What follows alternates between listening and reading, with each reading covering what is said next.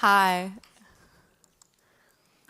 So last night, as I was finishing my slides at 11:30 p.m. after the dinner, I tweeted, "Why is literally every possible font choice for a slides presentation embarrassing?"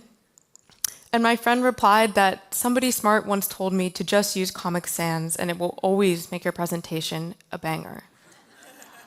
So this morning I sent my updated presentation, so this is what we're going to work with today. So I'm here to talk about the process of putting myself on screen, and it's something that I feel like I've been thinking about and struggling with my whole life. And a lot of times, whenever I approach someone thinking about how I'm going to present myself or how I should be in a certain high-stress situation, people give me this kind of advice. They're like, just be yourself. And, before I gave this presentation, people would give me that kind of advice, like, just be yourself. So last night I'm doing the slides and I'm thinking, okay, well, what typeface is me? What typeface is going to represent myself? And I found it so stressful. And in every kind of those situations, I find it so stressful to think about myself. What does that mean? And this kind of advice has always haunted me whenever it's been given to me, because I've always felt like I didn't understand how to tap into what I believed growing up to be my true innate self that I was supposed to have access to. And my entire life, my sense of self has really been mediated by a computer screen. I have memories of spending hours in front of the photo booth on the Mac in my kitchen taking these kind of photos. And what I loved about the way that I could appear on screen that was manipulated by software is I could adjust my sense of self and I could perform reality in a way that was different than I had the tools to do when I was offline. And the sense of performance was very natural to me because I grew up as a competitive dancer, and I would spend hours in the studio in front of these big mirrors just staring at myself, training my body to be able to perform a certain way, and thinking really intensely about how I was going to come off on stage to an audience. And this is something that John Berger talks about in his book, Ways of Seeing, a well-known book in art history. And he talks about this concept where a woman must continually watch herself. She is almost continually accompanied by an image of herself. And so not only was I thinking about all of these feelings of performance growing up as a dancer and growing up putting myself online on a computer, but at the same time, the way that I've been conditioned to perform because of the gender constructs in society, I also had a tendency to feel like I was constantly trying to see myself from a third-person point of view. And this is something that I was watching the D'Amelio show, which was about TikTok star Charli D'Amelio and her family. And in it, one of her friends says to the camera that it's this third person that's not existed in any other generation. It's in your head all the time. And I'm so fascinated by thinking about what that feeling that I'm always trying to see myself from a third person point of view. And so growing up, once I got on social media and I started posting on Instagram, these are my Instagrams from the past 10 years, I remember feeling so guilty because the advice that I was always given was, oh, just be yourself, be your true self online. That's how people should be. And I always had the sense, no matter what I posted, that I was performing in some way. And I linked that in my mind to feeling like I was being fake in some way or being inauthentic. And this concept of authenticity is something that has haunted me for as long as I can remember when I've been posting online. And it's something that we tend to measure people against whenever we talk about who they are in terms of their internet persona. And so if someone's being authentic and is being real online, we think, oh, that's good. They're being cool and genuine. And if we feel someone's being inauthentic, it's because we feel like they're being fake, because we feel like they're performing in some way.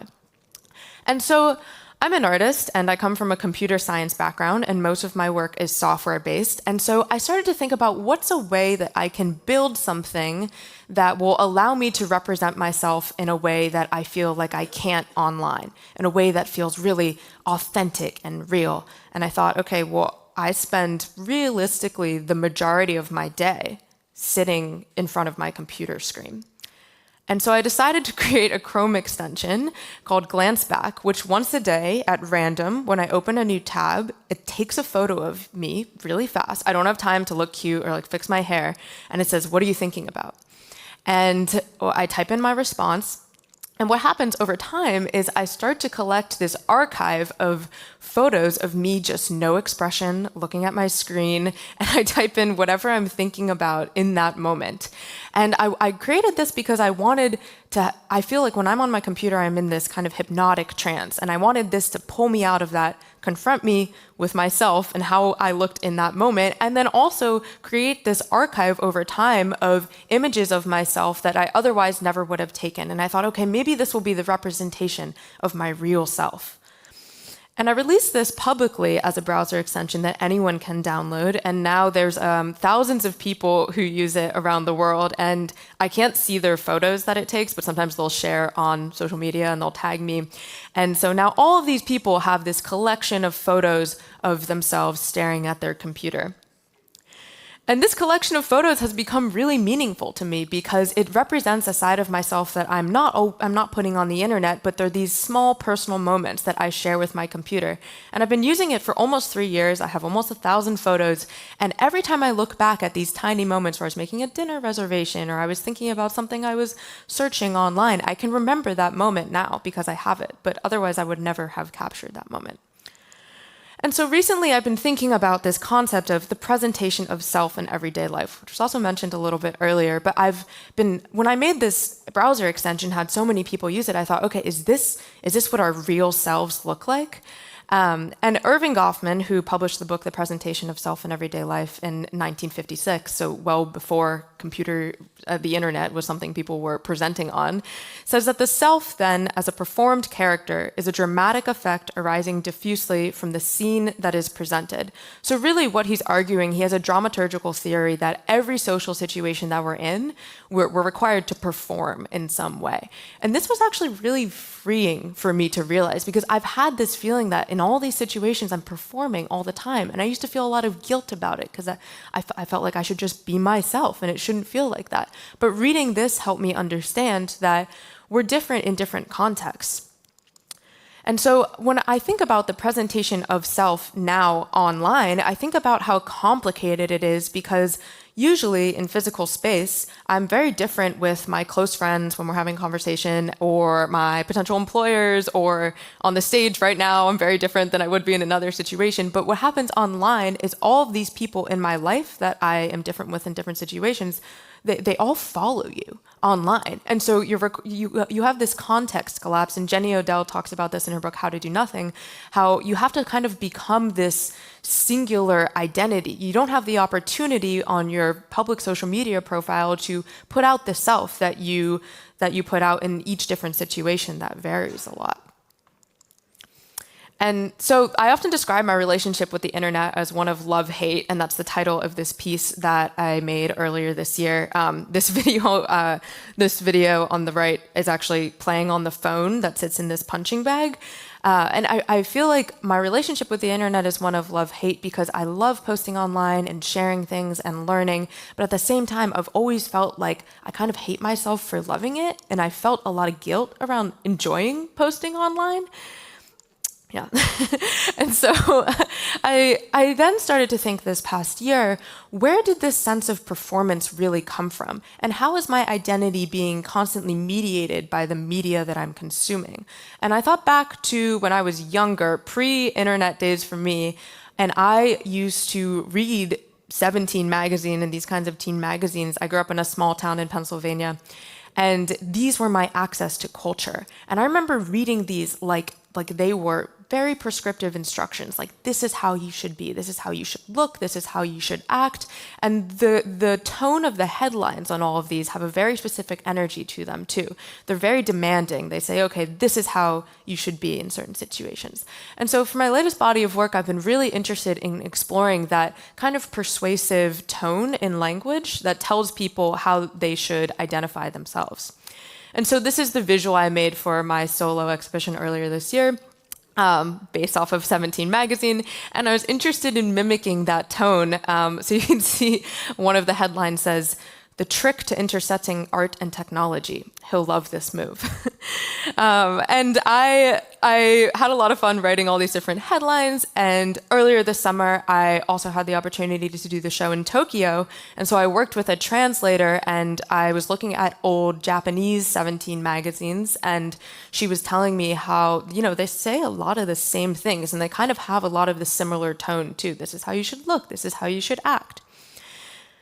And so when I think about this concept of being yourself, it's so complicated to try to take that advice in a world where now not only we don't just have these kind of print media that's telling us how we should be, but we're constantly online. And I'm constantly consuming content on social media that's instructing me about how I should live my life.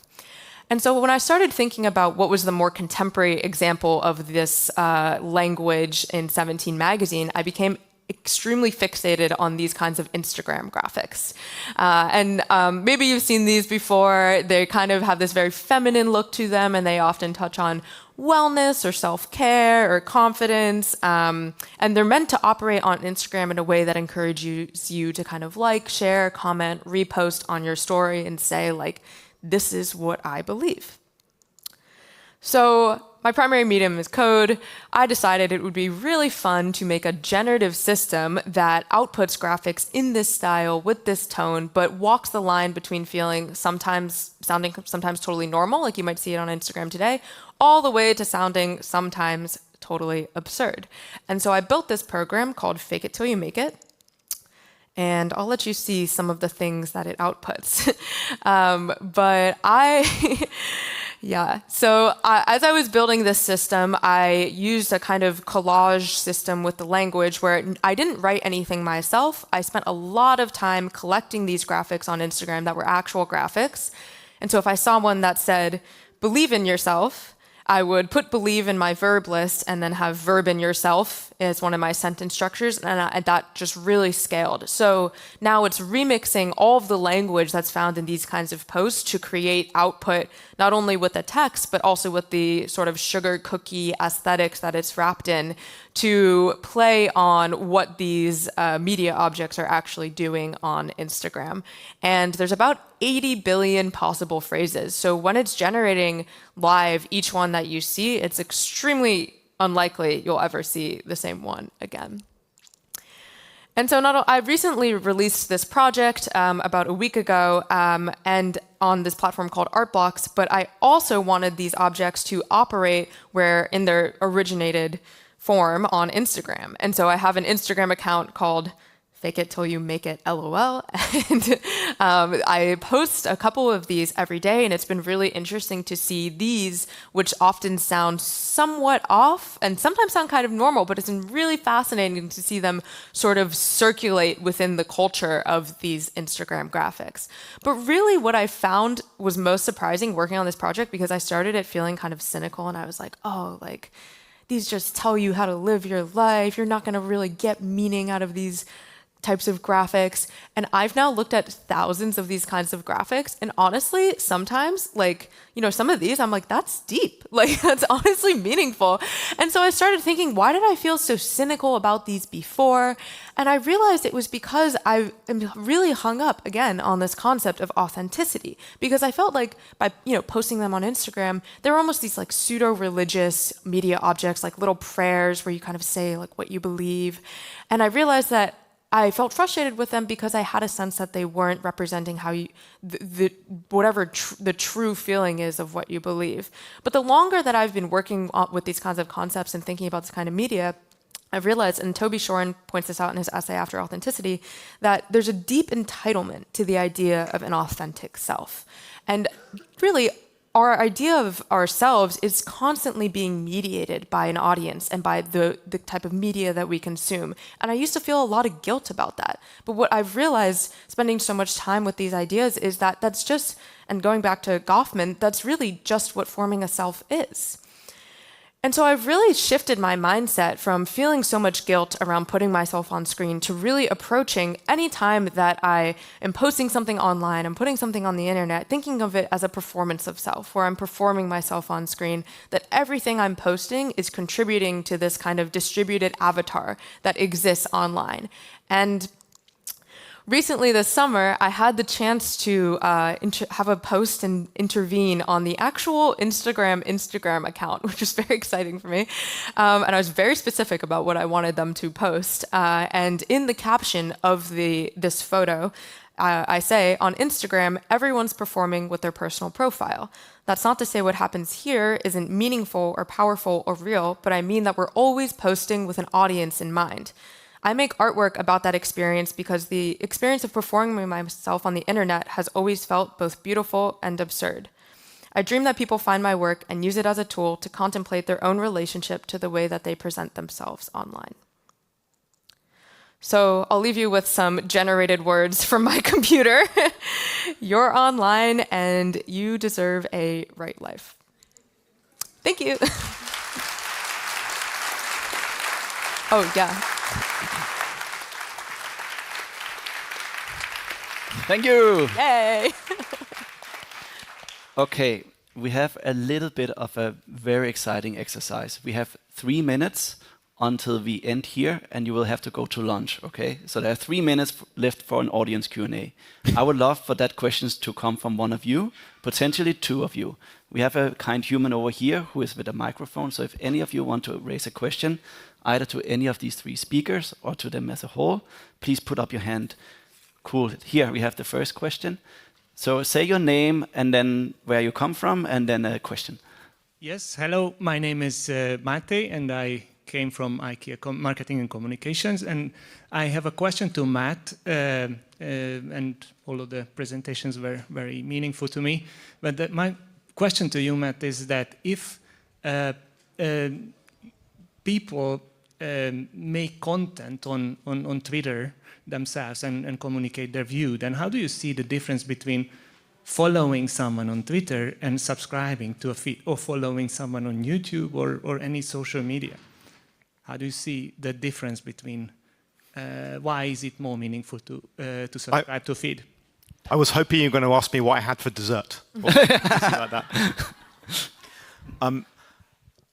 I think I would like to hear about that difference in terms of like performance, I think, because there is something very different when you kind of follow someone that's very visible to everyone else. And I think that changes the relationship between the person and the audience. And you kind of start playing to the crowd a bit. There's a really interesting study about putting people with really, really different views together on Zoom and letting them talk it out. And it turns out that after kind of a few minutes, people moderate their views. They come to respect each other. Unless you put them in front of an audience, in which case they remain polarized. When you follow someone on Twitter, that's visible. I don't think that's conducive to like building empathy or understanding each other or forming new views. When you subscribe to someone, that's not visible. I think that maybe builds more understanding. But that's kind of one perspective. Cool. Thank you for the question. Do any of you want to add to it? No? No. Thank you.